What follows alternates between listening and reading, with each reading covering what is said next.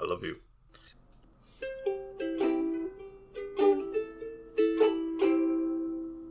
Alright, couch potatoes. I know you're looking at the title and you're thinking, Sequel Smash sounds a lot like Genre Smackdown. Well, you're right. It is the exact same concept, just with sequels rather than genres. That's right. Which are not significantly to the title at all of it. They are in the same genre, but yeah, that's the nature of sequels. Yeah, sometimes you'll have a different genre. But typically it'll be the same. You'll have like action, and it'll become like an action comedy. Right. Or like, for example, a movie that we've done in the past is Evil Dead 2, and The Army of Darkness is a lot different. Yeah. It went from horror to horror comedy to comedy fantasy. Yeah. But we're Green Faceless on the couch. I'm the Green Traveler. I am the Faceless Leon. This here is a podcast about movies and TV. And, there might be some spoilers ahead. We'll let you know if they're coming. And, but we'll try not to spoil these movies completely for you, because we want you to see them. And, also, we talk about world events sometimes, but not really. Not recently. We haven't really. Yeah, not the focus. Not the focus. But we're talking Blade Runner today, and its sequel, Blade Runner 2049. And, to contradict what Faceless Leon just said, we will be spoiling a lot about these movies, I think. Because I want to talk about them. These are two of my all-time favorite movies. There's a lot of movies that are like very close to me that I don't want to watch yet, because I want you and I to get more comfortable with the podcast. I want, right. I want to be able to record in the same space. And like, I feel like once we're able to do that, it'll be really nice. Yeah, that'll be 2024. And I think that'll help our quality too, because right now you might hear my laundry in the background or my dog eating food. But whereas if we have our own studio or our own space where we're actually able to just set up and sit on a couch and actually talk movies, I think our quality would be much nicer then. Yeah, imagine Green and Faceless on the couch, actually on a couch. That would be beautiful. That would be right crazy. Now I'm on a creaky chair. But Blade Runners are two of my all-time favorite movies, and I'm totally okay with discussing them here and now because I badly wanted to watch them again, and I didn't have to twist your arm that much to do so. No, not really. No, it would have been nice. I think I'm gonna say this, but then immediately retract what I say. It would have been nice if there was 3 movies, and then we could have just done a Blade Runner threesome. But there's not 3 movies, and I think it's the retraction is I think it's perfectly encapsulated in these 2 movies. Yeah, honestly, the sequel smash idea that we have. There's so many movies out there where we can pit a movie and a sequel together. It doesn't even have to be a direct sequel. Like, we could talk like if we're, I can't think of anything other than Halloween, but like, pit Halloween versus Halloween 3. It doesn't have to be just 2 movies. Yeah. But one of the key factors when we're going to talk in this segment is, was the sequel worth it? And with Blade Runner, 1982 Blade Runner from Ridley Scott, there was no need for a sequel.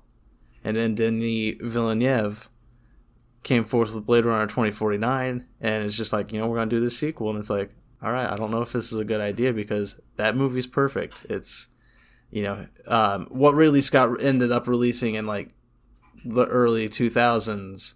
I don't remember when the final cut was released. That's the version we're going to be talking about today, is the final cut. But his full vision of the movie is great. The final cut is beautiful. I love it. I think that I've only ever seen the final cut because I think the first time I saw it was with you. I think I saw a couple of scenes like when it was on HBO or something when I was younger. But I never sat down and watched the whole movie. Yeah, the old Blade Runner is famous for having 7 different cuts. Yeah, and I'm not gonna go through them. Yeah, I'm not gonna go through them because I honestly don't know the differences between them. Sure. I just know that the studio and producers interfered with the edits of the cuts. It's like what Ridley Scott wanted to be put forth. His full vision wasn't actually put forth until the final cut sometime in the 2000s. You know why? I mean, you'd think they'd trust the guy who did Alien. Right? Seriously. No, but this is a very controversial style of movie. Neo-noirs haven't... they haven't really been a big thing for since like the 50s and 60s kind of a time, and that might even be wrong. I honestly don't know the history of neo-noirs, but it wasn't really popular in the 80s, so the producers wanted to make it as marketable as possible. I guess that's fair. But again, it's just not having faith in the audience, but also the audience today don't really like high art films. They like strict action. Get me those explosions. Hey, give me the crappy effects in Transformers. You can't even tell them apart. We'll talk about those movies. Yeah, someday we'll have to. We'll have to, just so we can complain. Yeah. But yeah, let's start with let's dive into Blade Runner from 1982 with Ridley Scott. Let's go further into that. It's written by Hampton Fancher and David Peoples. Hampton Fancher would later do Blade Runner 2049, which is great. David Peoples wrote 12 Monkeys with his wife.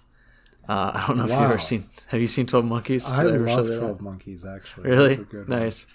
Yeah, Terry Gilliam of Monty Python directed. Yeah. Stars Bruce Willis. That is a loopy movie. Yeah, you can see it. The similarities with Blade Runner, though. It's a very gritty kind of sci-fi.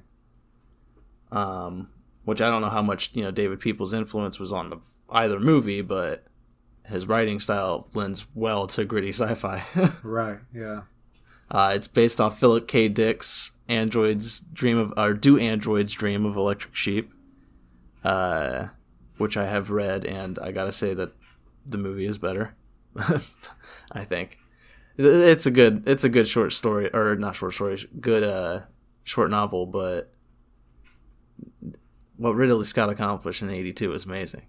There's no... Yeah, the world is definitely really, really interesting. Because of this movie's success, it helped other stories by Philip K. Dick become movies like Total Recall and I think Minority Report. But it's set in 2019 Los Angeles, so they weren't too far off from what 2019 was. Yeah. It was pretty similar, pretty close. Yeah, it's not like... I mean, we hadn't completely dissolved yet, as we have now. But we also, we don't have replicants. Minus the replicants, we still don't have robot people. Fully functioning, and, able to pass the Turing test robot people. And we've just started colonizing other places. And they've had a couple of successful colonies. I should put that in air quotes. Yeah. Successful. Audio air quotes. Replicants are basically robot slaves created by the Tyrell Corporation in the Blade Runner world, who are used to cultivate those colonies. They're used to work on off-planet. I don't really know specifically what they do. It's probably like drilling and, stuff like that. But a small group of them escape and flee to Earth. And they're led by Roy Batty, amazingly played by Rutger Hauer. Yeah, very interesting performance, for sure. I think it's the best performance by Rutger Hauer. And the cops enlist retired Blade Runner, I think he was retired, Rick Deckard, who is kind of reluctant, doesn't really want to, get involved to find and, as they call it, retire the Blade Runners. But by retire, they are literally just killing these robots. Right. That's what the Blade Runners do. They retire the replicants. And I mean, that's really just the whole, that's the basic plot of Blade Runner is, Rick Deckard's investigation into finding and retiring these escaped replicants. Right. But it's famously like very neo-noir film. It's slow paced. It takes a lot of time to just seep in the atmosphere of the world. The world building's really interesting because Earth is still like very crowded. Like I get the sense from the scenes that they are showing that most of the living places are overpopulated. Like everywhere is like New York now. And yet people are trying to get off world to get to it. There's like these floating billboards that they're saying go live off world on them too. It's like there's a better life out there filled with adventure, off world, but like they're really like in the background you also get the sense that the off-world colonies are really shitty, and that's why they have all these slaves to mine. And I think the replicants also, they have combat replicants as well, so probably like guards and stuff. I mean, Roy might honestly have been combat. I think he was. Yeah, I think Roy was one of the combat models, and the other male replicant, I can't remember his name, but he's in the first scene. Mustached replicant. He was a labor unit, and then Pris was a pleasure unit. Yeah, she's the lady replicant that at the end just reminds me she had to be like the origin for Harley Quinn, like the pure inspiration. Yeah, maybe. And then there is Zora, who I don't think she is a pleasure unit. I can't remember what they call her, but she definitely ends up working in the red light district of this area that Deckard works. Oh wait, maybe I got them backwards. Wait, is Zora the one at the end? No, that's definitely Pris. Yeah. Pris and Roy are kind of an item, which is kind of weird because like you're led to believe, for at least for like what the society wants you to believe, is that the replicants aren't capable of human emotion. But like I feel like the theme and point of the movie is to tell you otherwise. Yeah, that's kind of the theme of the movie, is what makes you human. We'll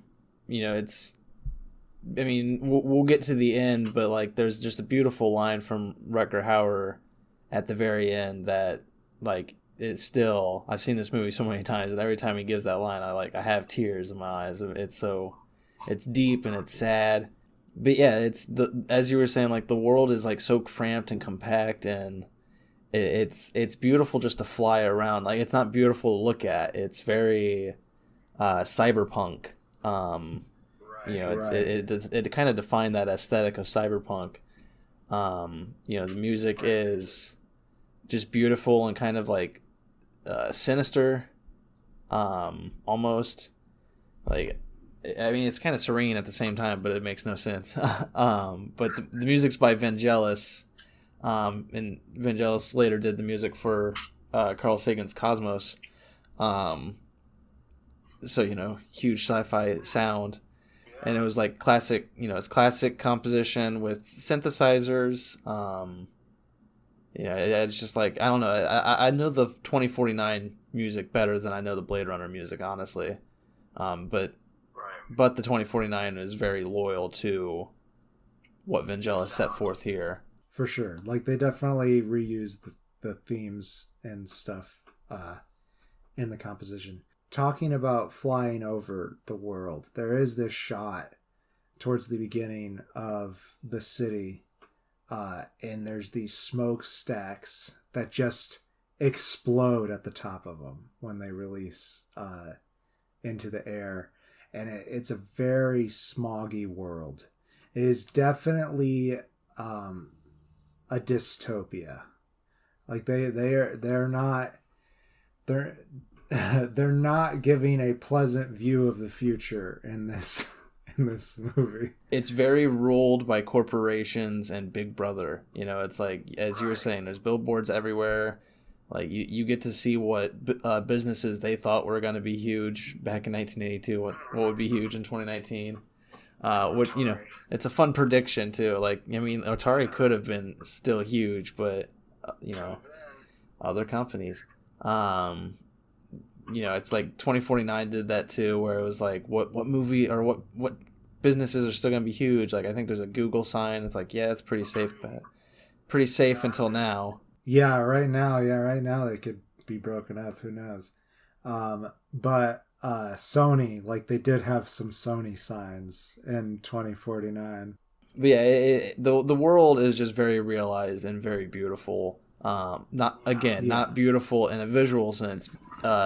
It's not even like they don't even focus on the world, like the close details of the world, just the scope of the world, right? Hovering over all those cramped buildings, and like you can see, as you were saying, like you can see housing or what looks like housing, and it's just like all compact. Which is kind of weird because there is a line later when JF Sebastian is taking Pris into his home, and he's like, no housing problem down here, and he's in like this big huge building all by himself, and I'm like, so there's some times where some things that you feel like should be the norm in this world get contradicted. Yeah, I kind of feel like he's living in an area that felt like it was deserted.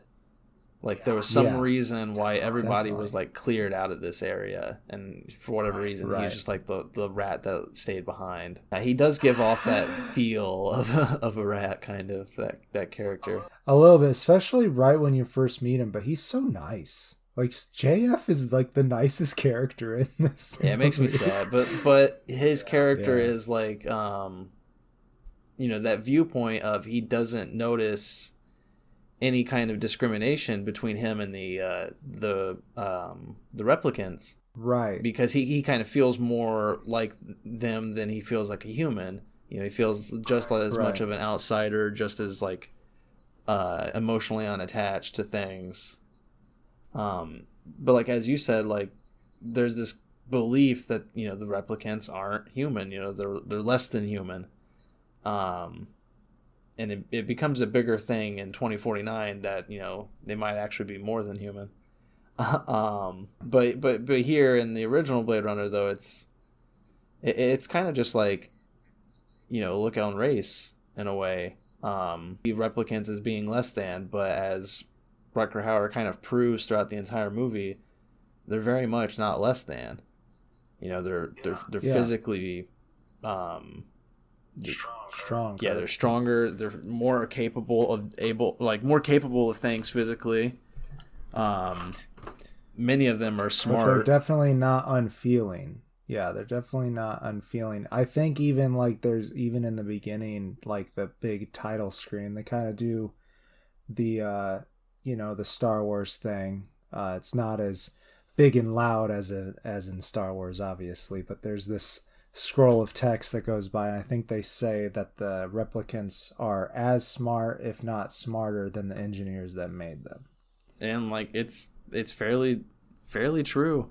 Rutger has that conversation with Tyrell at the end, or near the end, around Act 3.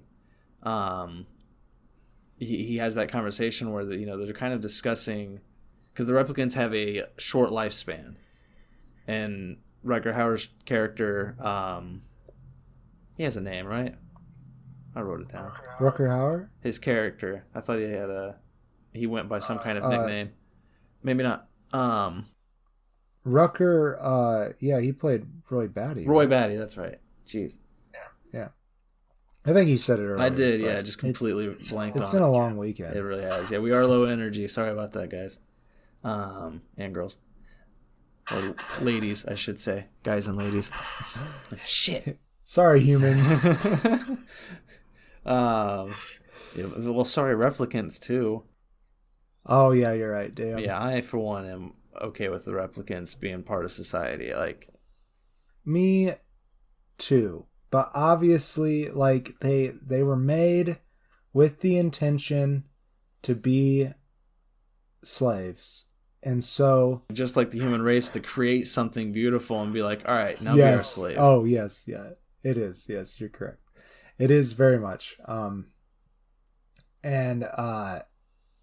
you know, like the people in the society are like, oh yeah, they're not human, it's fine.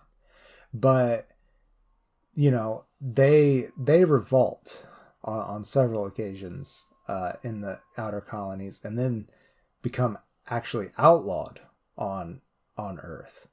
And that's the reason why the Blade Runners came about in the first place, which is Harrison Ford's occupation. Well, not anymore, as you stated earlier. He is retired. But they do that the test. I can't remember what it's called. Voight-Kampff. They do the Voight-Kampff test. Test is interesting. Yeah, like they set the subject up. They have a camera focused on the eye. You know, they ask like a buttload of questions, and I mean, it's kind of just like the Turing test. You know, it's like eventually the Blade Runner is going to be able to tell whether the person he's talking to through the test is a replicant or not. They just they judge it off the emotional responses to everything. But it's you know, I guess Deckard was amazing at that. He was one of the best. He goes to visit the Tyrell Corporation like right at the beginning of the investigation, and he's presented with a newer model of replicant that is so realistic it takes more than like I guess like 100 questions or more to, you know, before Deckard was able to realize that she was a replicant. And the problem with that is Deckard found himself a little bit attracted to her as well. As the genre, the neo-noir genre, like, tries to go for, is that it lives in the gray.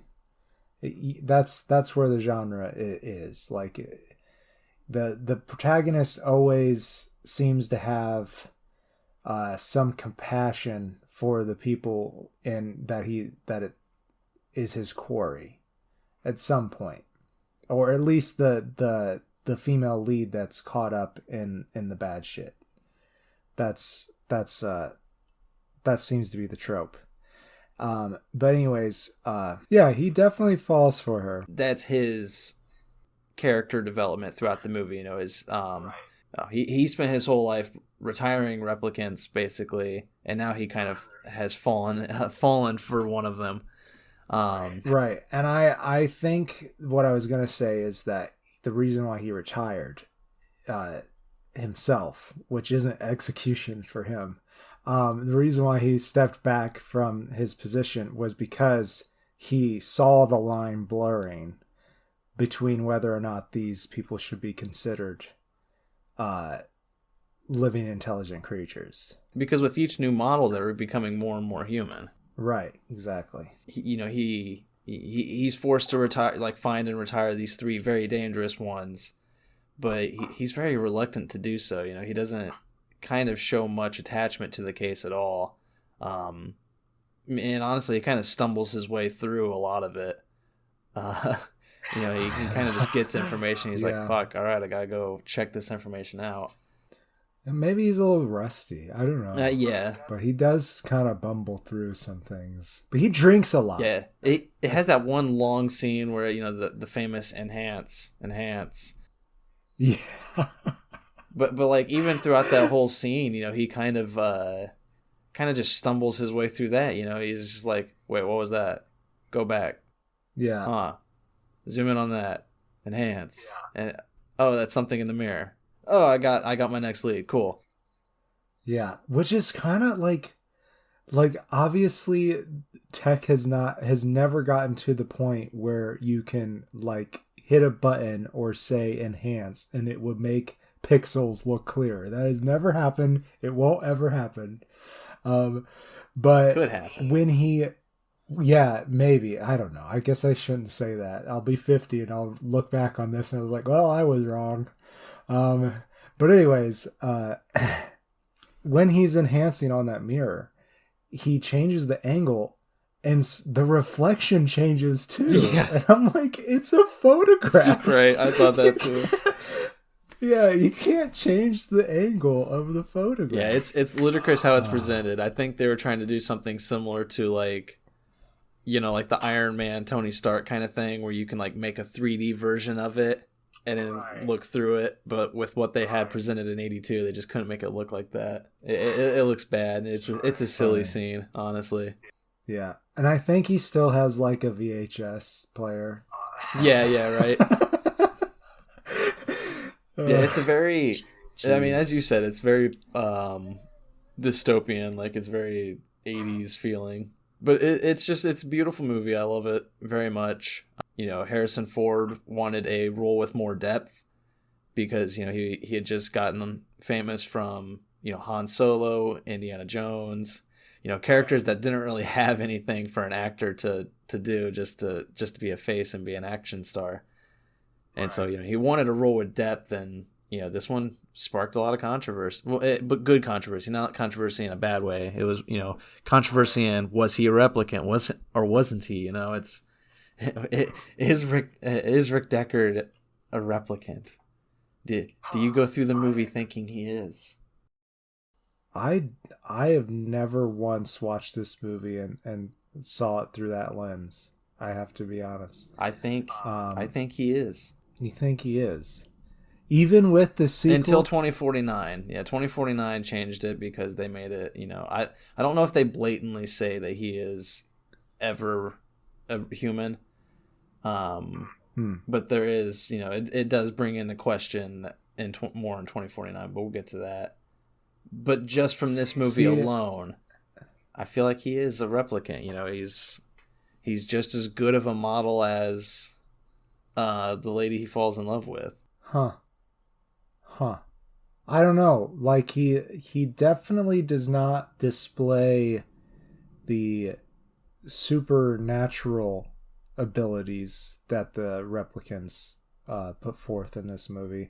So I don't know. I never thought about it that way. Yeah, I don't know. I didn't get that at all. It's a huge controversy. You know, people love to talk about it, and you know, Ridley Scott believes that he's a replicant, but like the argument is like at the end, you know, Edward James Olmos's character, I can't remember his character's name right off the top of my head. It's Gaff. Yeah, Gaff leaves that little unicorn origami on the table, and that's what, you know, Harrison Ford's dreams were from earlier. So people imply that it was a planted memory. Oh, okay, because she had Rachel has planted memories. Okay, and those are huge in the see. sequel. Yes, yeah, that's a big deal in the sequel. I see how people could see it that way. I don't know. Yeah, I guess given that, yeah. I thought the unicorn, though, because there is some symbolism with the unicorn being representing something that is unique and hard to find. And I thought it was just a reference that their relationship and Rachel really being human was to Gaff a unicorn. I thought that was what he was putting forth. And I thought when Decker was dreaming, the unicorn was representing Rachel.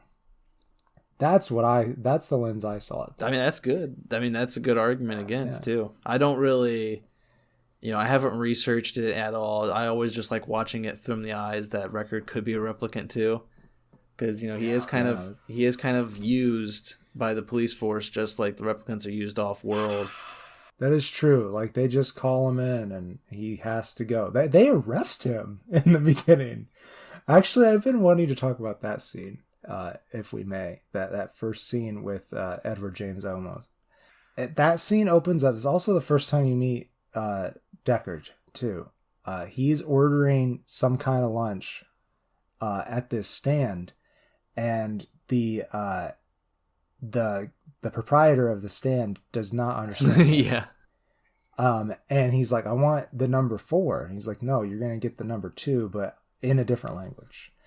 And, anyways, pantomiming the whole time. He resigns to be good with the number 2.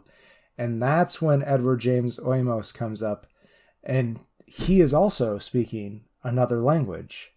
And he calls over the proprietor and says, hey, what's he saying? And the proprietor then speaks English. And I'm like, what? That makes no sense.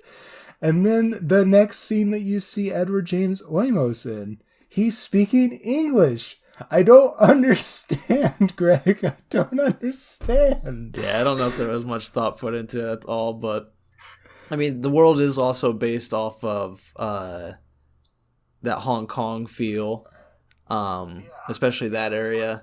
And there is a lot of changing in languages because of the amount of tourists and everything out there. So like, I think at some point they do call the sector that they are working in Chinatown, but it feels like it's a whole city. Yeah, it definitely does. Gaff could have came up and like spoken a language that the proprietor understood, but couldn't speak. And so the proprietor might have just been like, fuck it, I'm going English. And just like said English because he was like, oh, I know all 3. I know these 2 know English at least. Yeah, but yeah, I have no idea. It is definitely a weird feeling scene. But I do also like Gaff, but I feel like they don't focus on Gaff at all. No, they could have brought him in more, I think, especially given like his decision at the end of the movie.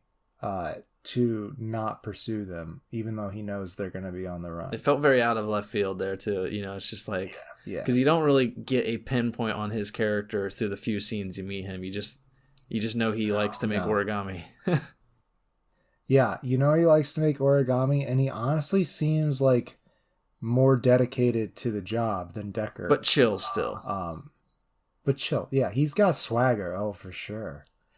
Yeah, I love his outfits. He's smooth. They're fucking awesome. Yeah. I feel bad that I always just know him from Stand and Deliver. Like he's done so many beautiful things, but it's like I only remember Stand and Deliver.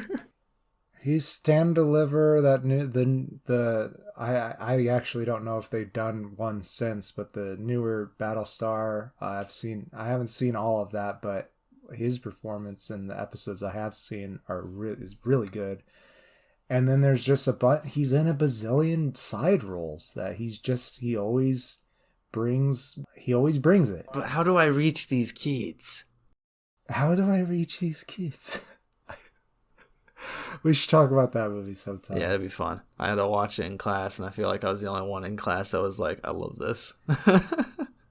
It's a good movie. I feel like the majority of high school students aren't going to be cool with watching that movie. It's like, I don't want to watch a show about my life. You're right. I don't want to watch a movie about kids in class while I'm a kid in class. Yeah. There's no transcendence there. But I think the last thing I want to talk about with normal Blade Runner before we move on to 2049 is that final scene with Rutger Hauer. Because it's beautiful. It's... Yes, good scene. Basically, it ends, spoilers here, for the next couple minutes. Basically, it ends with, a big chase in that abandoned building we were talking about earlier between Roy Batty and Rick Deckard. And Roy's kind of going crazy. He's at the end of his life cycle. He's shutting down.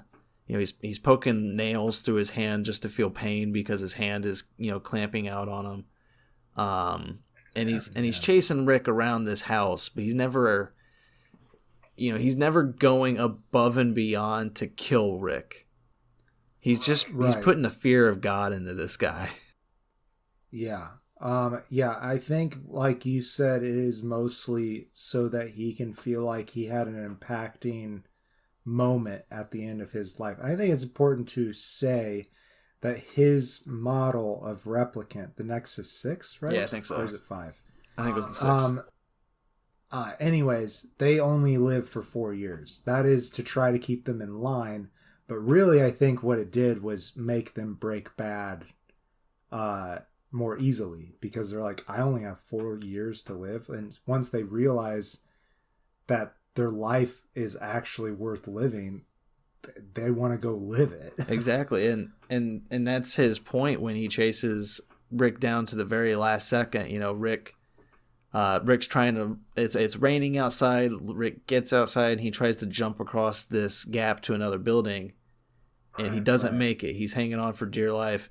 And along comes Rutger Hauer, and he makes that leap perfectly. With his broken fingers. Yeah. Oh, yeah. Rick's fingers are broken at that point. Rutger makes the jump. Beautiful jump. He sticks the landing. And he turns around, he goes over, and he just lifts Rick Deckard up onto the roof. And, Rick's probably thinking he's going to die now because, the replicant's got him cornered. But the replicant just, he kneels down in the rain, and he just, before he dies, he gives like a last monologue. And, it's a beautiful monologue. I won't say it all because, I can't deliver it as beautiful as he has. But he lists, these beautiful memories of like what he has seen, in his time and space, like in a work colony and everything. And he just tells this to Rick Deckard. And then he just says all those moments will be lost in time, like tears in rain. But it's a beautiful delivery and beautiful line, because he's basically just stating that as a replicant, as this less than human being, I've seen more beautiful things than you have. I can do more beautiful things than you can do. He's smart, he's athletic, he's got this drive, he just doesn't have the time. And it's just so sad, and it definitely it definitely drives home that there's nothing about humans that make them better than replicants in this world. And I think that's kind of what Rick sees. Besides the fact that they are in control, that is it. That's the only thing that puts humans over the replicants in this world. I mean, there's just so much to it, but it's just a beautiful moment that, like, even today, I've watched this movie, I don't know, more than 10 times easily. I didn't like this movie when I first started watching it. I kind of thought it was a chore to get through it. I watched it once the first time just to like be able to talk about it with a friend who wanted to talk about it. So I was kind of already like against it because he was constantly egging me to watch it. And I watched it and I was like, man, it's long, it's slow, it's I don't care for it. The acting's weird at the end. But, now I watch it and I know that it's not, Rutger Hauer's performance, it's not weird. He's shutting down.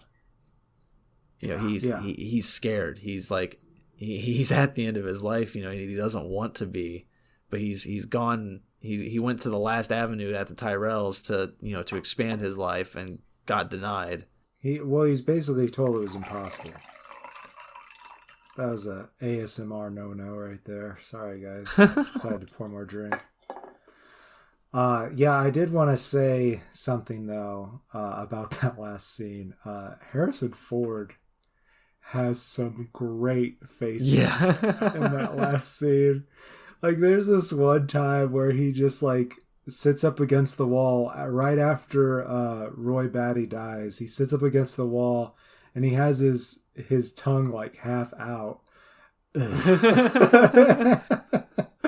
Oh man, I love Harrison Ford, and definitely, especially for what he's done for the sci-fi genre alone, which I know isn't really his favorite part of his career, but he's a great actor. But there is some funny faces in this last scene. I don't know.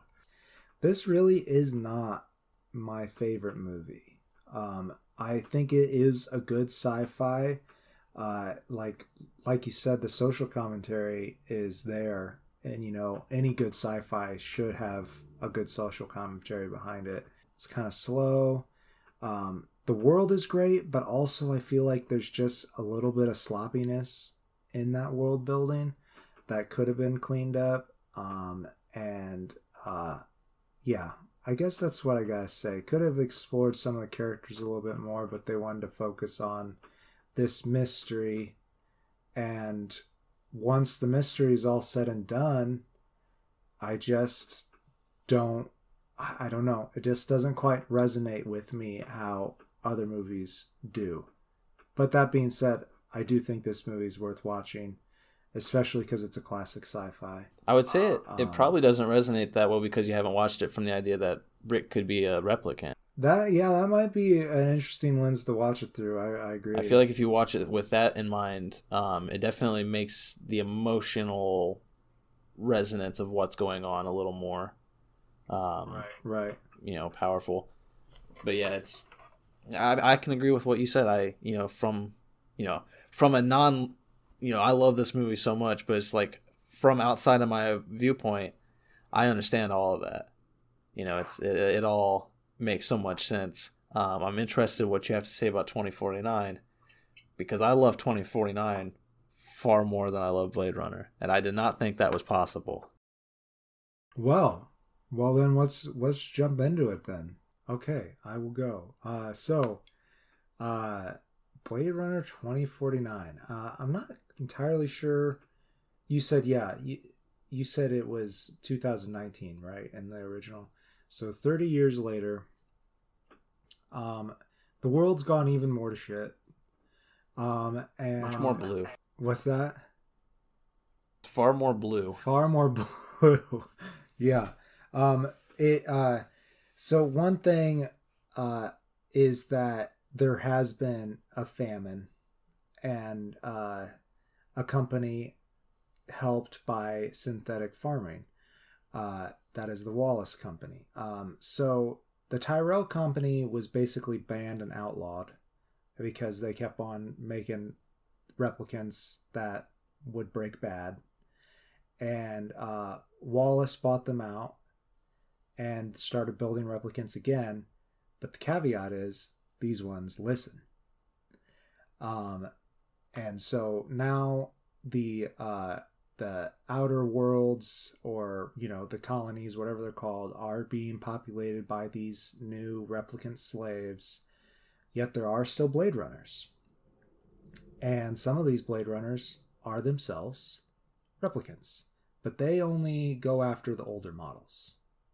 Yeah, that's why they're still Blade Runners, because they're still older models, right, walking around. Exactly. And I feel like for really the setup of this movie, that's the synopsis.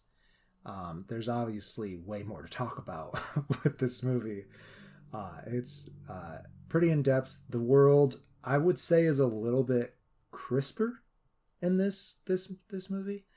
But it still has that compact feel that the first one has. Maybe a touch less chaotic. Which, maybe this new company, which kind of seems in control of the world, more so than the Tyrell Company did, I would say. Wallace seems in control of the world. Yeah, they're more like Google and less like trying to think like a big 80s version. IBM? Yeah. AT&T, the Bell Company. Go. Yeah, that's better. Yeah.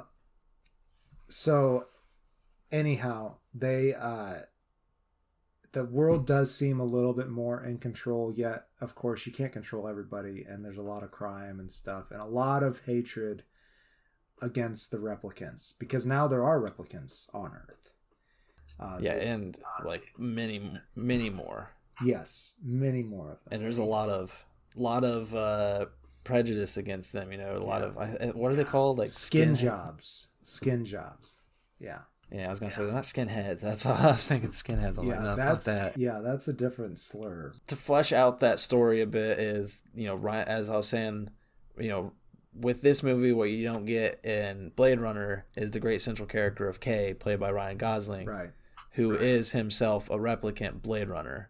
And so, he's, a lot of other cops that he works with, real human cops, taunt him because his job is to kill his own kind. Right. Yeah. It's like, how does that make you feel? And he's not supposed to be emotional, so he does not say. And they test his, every time he comes back from a mission, they test his, emotional stability.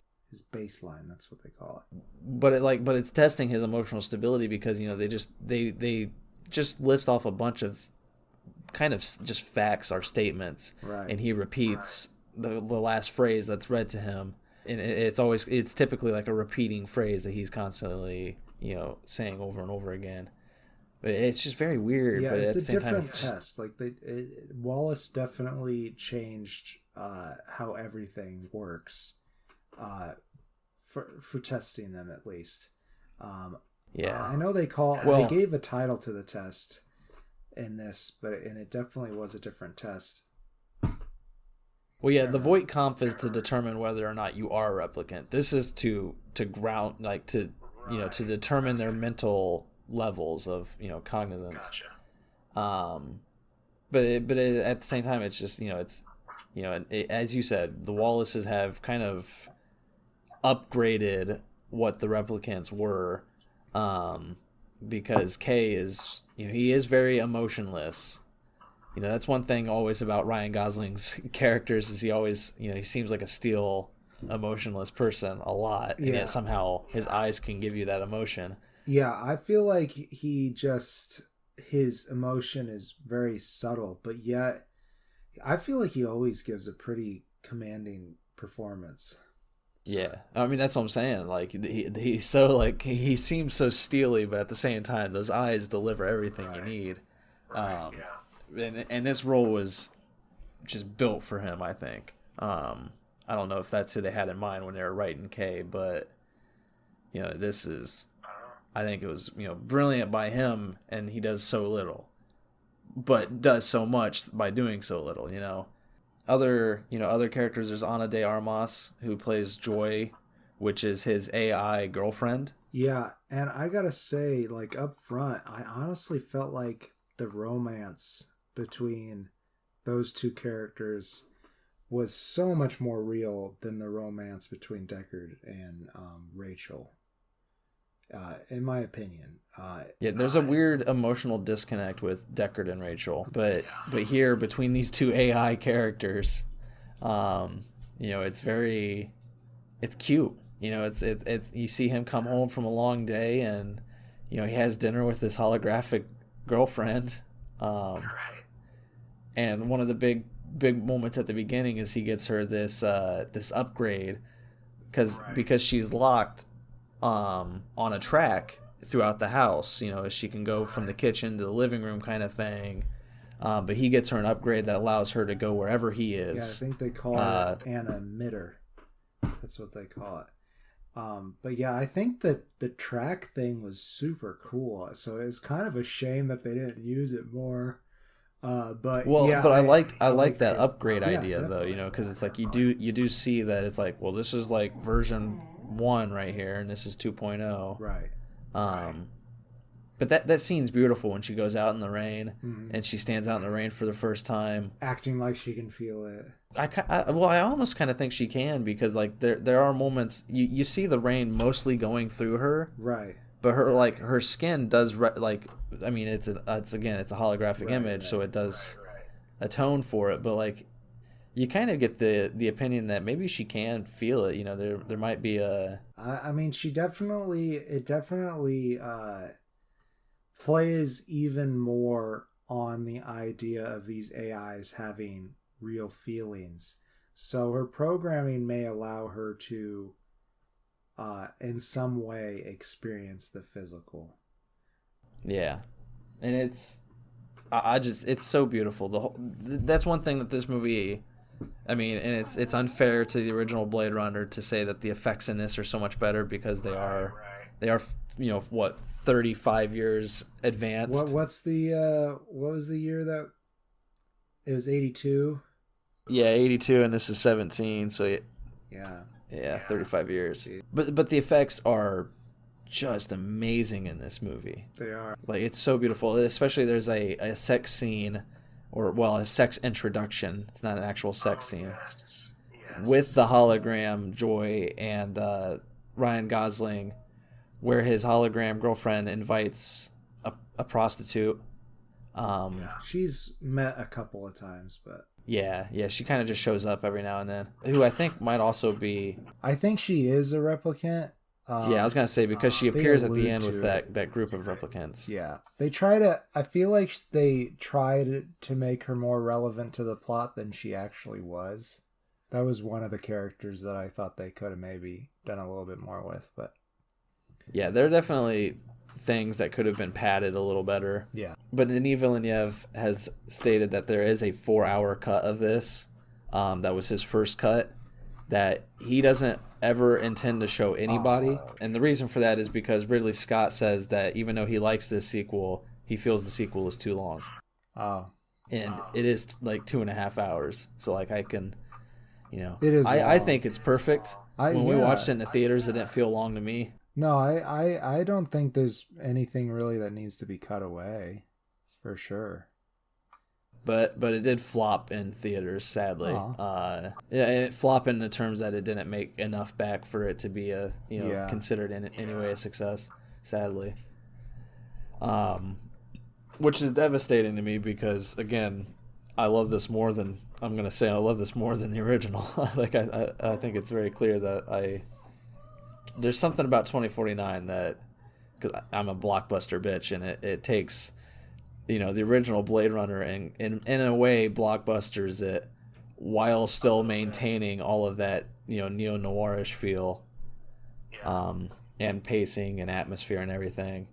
There's a lot of depth to this movie, and I feel like I said that about Blade Runner, but I honestly feel like this movie has a lot more colors on the canvas, comparatively. I agree with you. I do like this movie more. Honestly, I quite like this movie compared to Blade Runner, I would say. Well, there's also an emotional resonance that wasn't, like, as you were saying with Blade Runner, there's not much to resonate with you afterwards, but there's, at the end of this movie, especially with that last shot, you're kind of left thinking about what just happened, what you just saw. Yeah, it definitely grabs me more, especially when, huge spoiler, Rick Deckard comes back when, near the end with Harrison Ford's character, and I honestly think that they kind of fucked that up. In regards to marketing, I don't think they should have let anybody know he was in this movie. They shouldn't. You're right. Yeah, especially since it's not till I would say there's 4 acts of this movie, and it's not until the 3rd act that he shows up. Yeah, I wouldn't put up a spoiler wall, because if you ever look up Blade Runner 2049, the leading role is Ryan Gosling, Harrison Ford. Right. And it's just bury the lead, guys. Yeah. Come on. Yeah, I think it might have benefited from that. Well, though, I don't know. Maybe they were worried that people wouldn't come and see it, and obviously, as you said, not enough people came to see this movie. So maybe that was the reasoning to put his name on it. But maybe, but it makes me sad because they got the original, writer back. They got Hampton Fancher, who was one of the main writers. It definitely he wrote this one definitely feels very loyal to the world that was established in the first movie. And to go back to the idea of the sequel smash and what the sequel smash is, I didn't think Blade Runner needed a sequel. It didn't. It's a good movie by itself. Yeah, it said what it needed to say. But what this movie is it's not even really a sequel. I mean, with the connection of what occurs in the first movie and with Rick Deckard, that's what makes it a sequel. The story does connect really well. Yeah. But this movie all by itself is something so much more. It didn't need to be as good as it was. Yeah, you're right. It could have been 10 degrees less impactful, and it would still have been a decent sequel. I think that the story in this is honestly amazing. And the mystery, even the mystery element, is more mysterious in this movie than Blade Runner. Well, Blade Runner, he's just hunting. Exactly. Yeah. He's just he's a gumshoe detective searching the depths of the city to find replicants. And another thing I just thought about that we didn't talk about was in Blade Runner he just retires these replicants in the public. Yeah. Like surrounded like on the street with a bunch of marketing vendors, and he just shoots this person. Yeah, and everybody's just like, yep.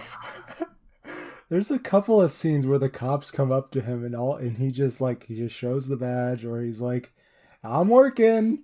Yeah, right. And they're just like, oh, yep, okay. Yeah, but the people don't even react either. They see somebody get shot and they're just like, well, whatever. Yeah. Well, I mean, it's crazy.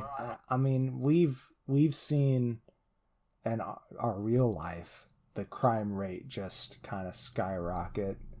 And but if somebody got shot in the streets, I would still be fucking run. Like, freaking out. Yeah, I agree. They're definitely very desensitized to the idea of death in the streets of this world. Before we get into dissecting the plot, this movie, it also improves on the score, in my opinion. The score, not surprising, is done by Hans Zimmer and Benjamin Wallfish, who did It and It Chapter 2. It's beautiful. The music is so, for me, the music is what grabs me the hardest about this movie, especially when we were in theaters. Yeah, especially those silent moments. There's a lot of moments where he's just looking for stuff, and the score really does help build the tension. And it's very loyal to what Vangelis put forth in Blade Runner, but here, it just builds the atmosphere so much better, I think. I can't hear a motorcycle go down the freeway right now without just immediately thinking about, the music of when they're just floating through the city of, I think this one's in Los Angeles too, in 2049. But when they're floating through the city, and you have that, just those not silent, but you have those beautiful landscape moments where you just, see a spaceship or a flying car, not a spaceship, but a flying car going through all these buildings and everything. And you just hear Hans Zimmer and Benjamin Wallfish's score. And it just reminds you of kind of like a motorcycle revving, in a way, a musical version of it. But yeah, every time I hear a motorcycle rev down the highway, I just immediately am thinking of this score. But I mean, I guess we might as well just dive into the plot a little bit more. Sure. Should we I don't know, should we put up a wall? There's some things I definitely want to kind of talk about. Yeah, if we need to, I'll definitely put one up here. Cool. Spoilers ahead. Skip to hour 1 minute 15 second 25. That'll do. I kind of want to talk about that first scene with Ryan at the farm. And Dave Bautista. Dave Bautista does amazing work in this movie. One of my favorite characters in the movie, really. Yeah, I mean that's the thing is I love Dave Bautista. What he does in the Avengers or the Marvel Cinematic Universe is great. And it's very comedic. It's kind of what you expect of wrestler turned actor comedy, though. Yeah. But even in Marvel Cinematic Universe, it's still almost like a cut above what the kind of performance that you get from The Rock Johnson. Yeah. Forgive me, Dwayne. I love you. But though The Rock Johnson has had some great roles, I will say.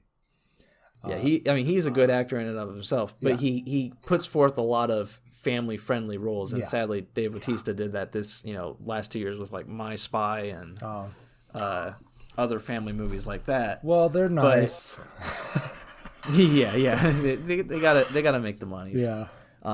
You can only do so much with millions. Yeah. Here in movies like Blade Runner 2049 and in Marvel Cinematic Universe, he shows that he is a damn good actor. Yeah. But especially here. My God. This Sapper Morton is this older Nexus 8 model, and he has hidden away and now just runs a protein farm.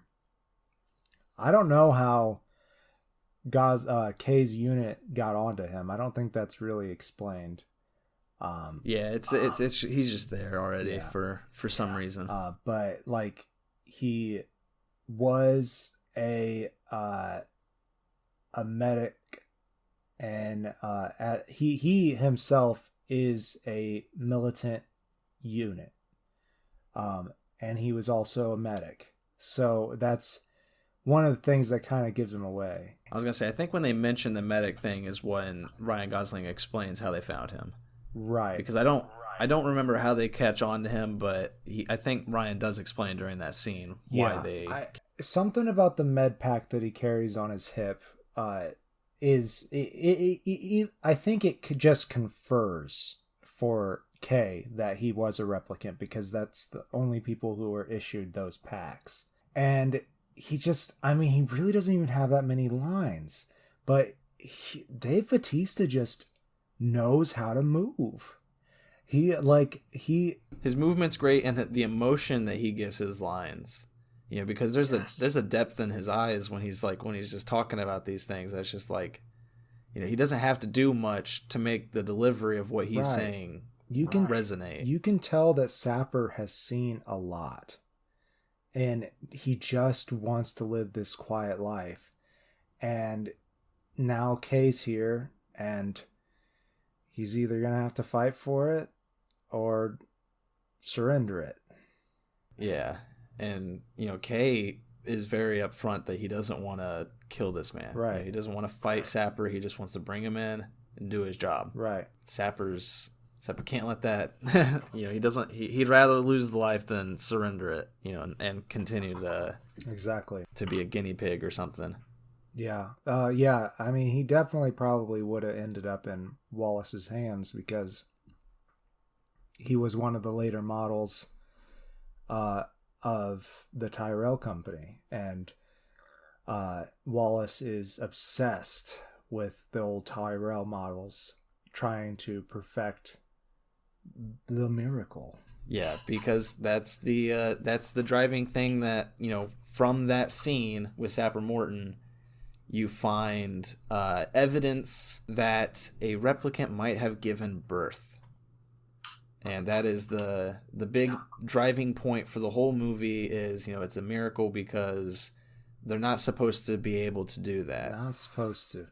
And obviously, the evidence shows that while the baby was delivered, it was not successful on the mother's end. Yeah, the mother, who, you know, might as well say that the connecting, you know, threads between this and Blade Runner is that the replicant and the parent were Rick Deckard and the love interest from the first movie. I can't remember her name.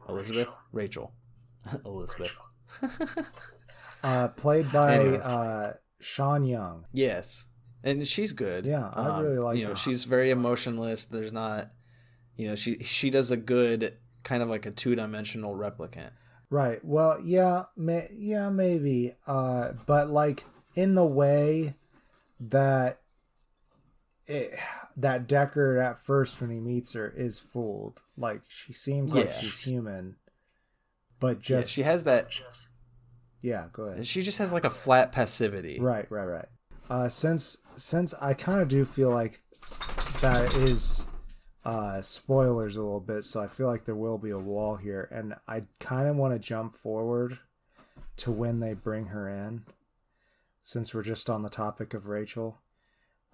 It's a copy of her because she's obviously dead. Well, yeah, let's set that scene up because she is, you know, they do find her dead body. They do find the evidence that she gave birth to a miracle child. But in that scene, Deckard's been kidnapped basically by the Wallace Corporation, and, you know, Neander Wallace, who is played by Jared Leto, is, you know, trying to get Harrison's character Rick Deckard to give up information. I don't really know what information he could give up. He wants to know how it was possible, how she was able to get pregnant Yeah, and what would Rick Deckard say? Like, that's my question about this whole movie. Is like Rick would be like, "Well, I had sex with her and she got pregnant." Right. And we were both like, "This could happen."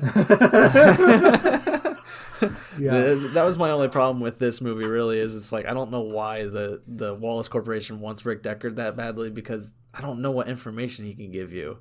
Oh. I think it was that he could lead them to the underground organization that helped actually deliver the baby, and maybe they know more information because they were actually inside her anatomy. Maybe. Or, maybe he's also... I can't remember if the movie explains if he's a replicant or not. You walk away thinking Rick Deckard is human, and from this movie. They may explicitly say that he is human too. I just can't remember. But I think on record he is human. So who knows? Yeah, I've watched this one only 3 times. I've seen Blade Runner so many times, but I feel like eventually throughout my life, if I live to be of old age, I'll have seen Blade Runner 2049 way more now. Yeah, it's a good movie. I love it.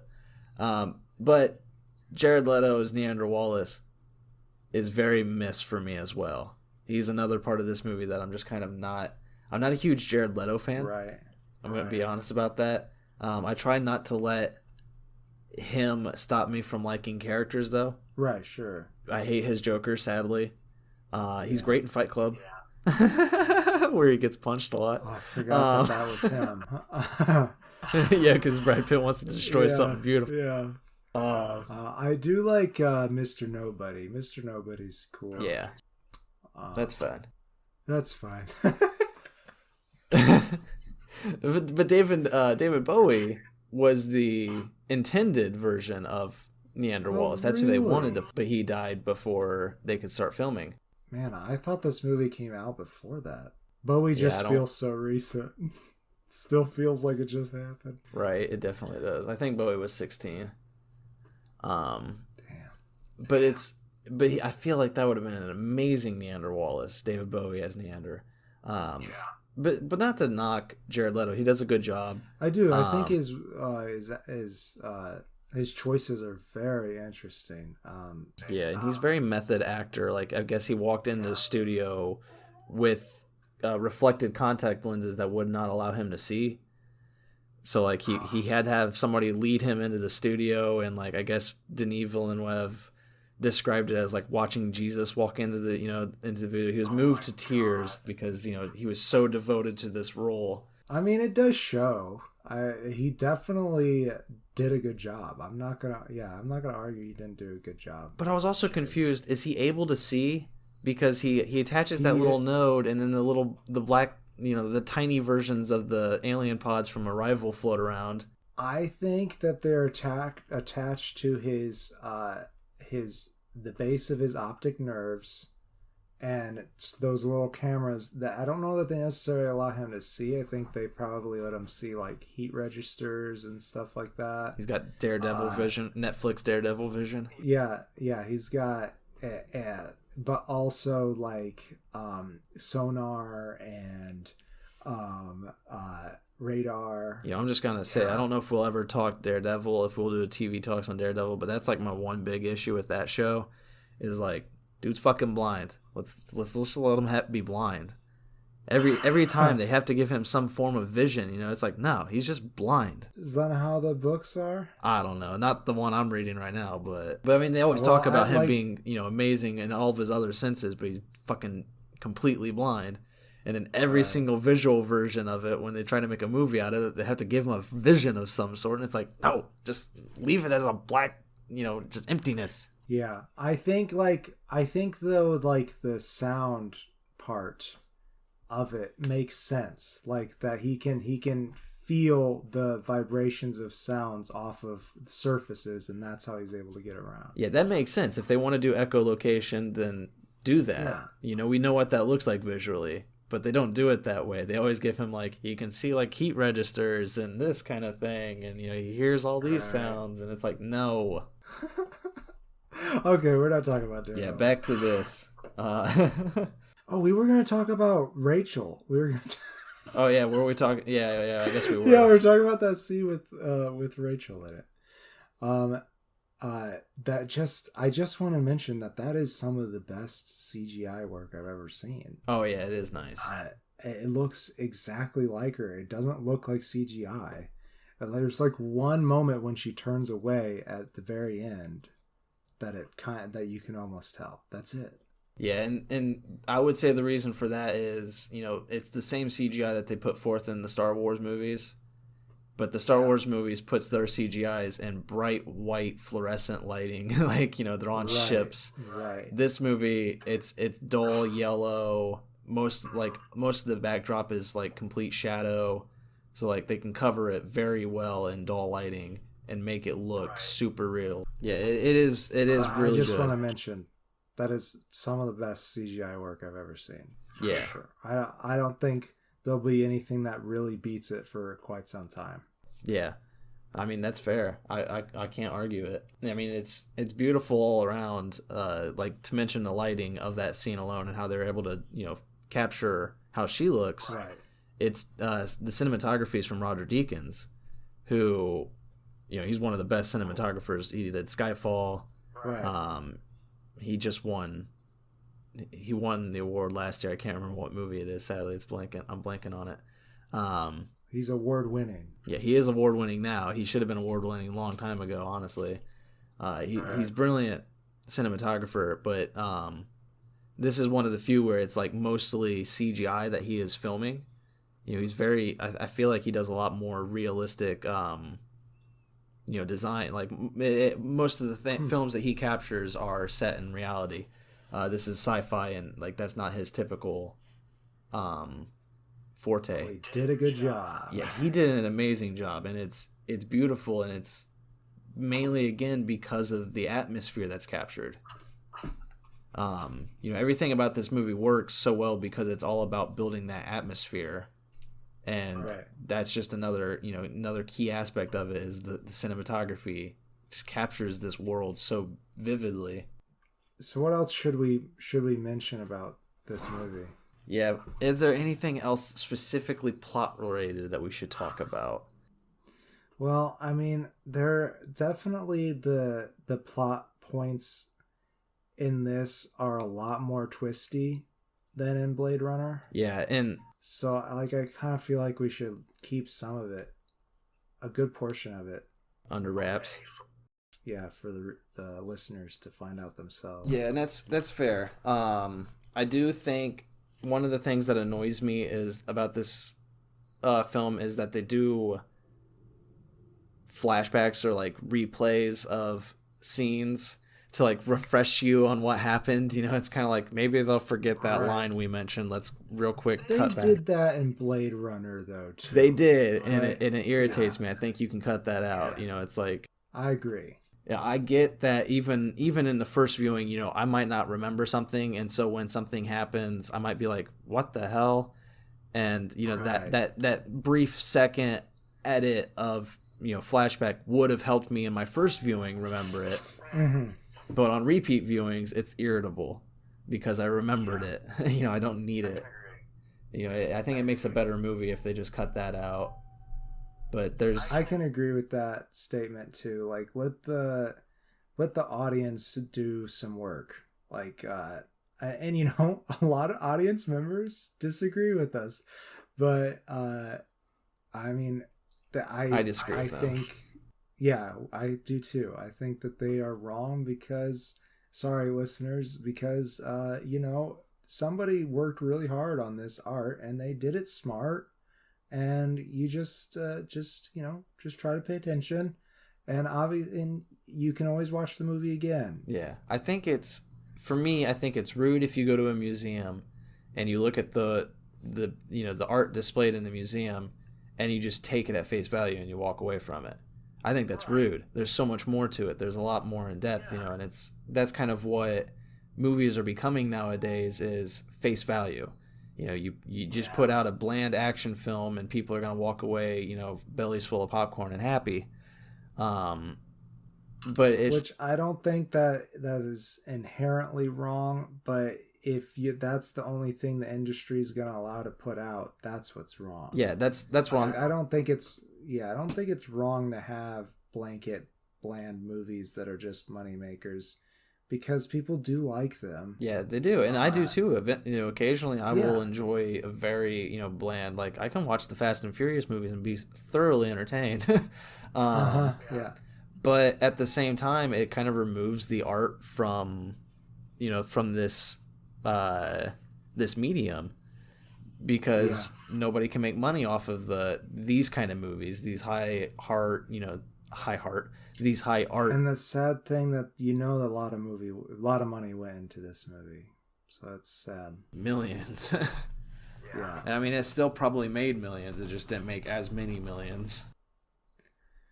And who knows, with CGI going as well as it is going, maybe it will be cheaper to make movies sooner rather than later. But is it going to be better?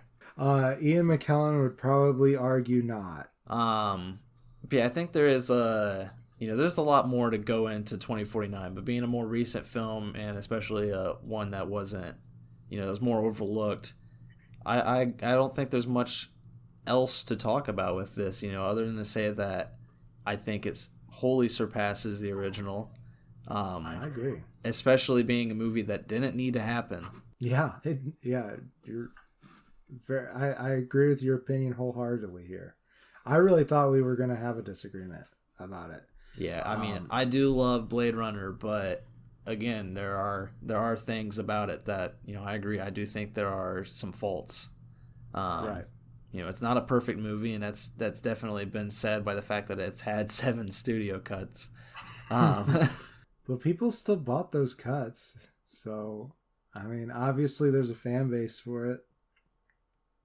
I do kind of recall hearing some complaints from fans of the original when this came out, like as it was coming out, not directly about the content of the film, but the fact that it existed. And they're like, I'm not gonna go see that movie. And I'm like, well, that's a shame, because you might really like it. Yeah, it was coming out at the height of retro. Right. Not what am I thinking of?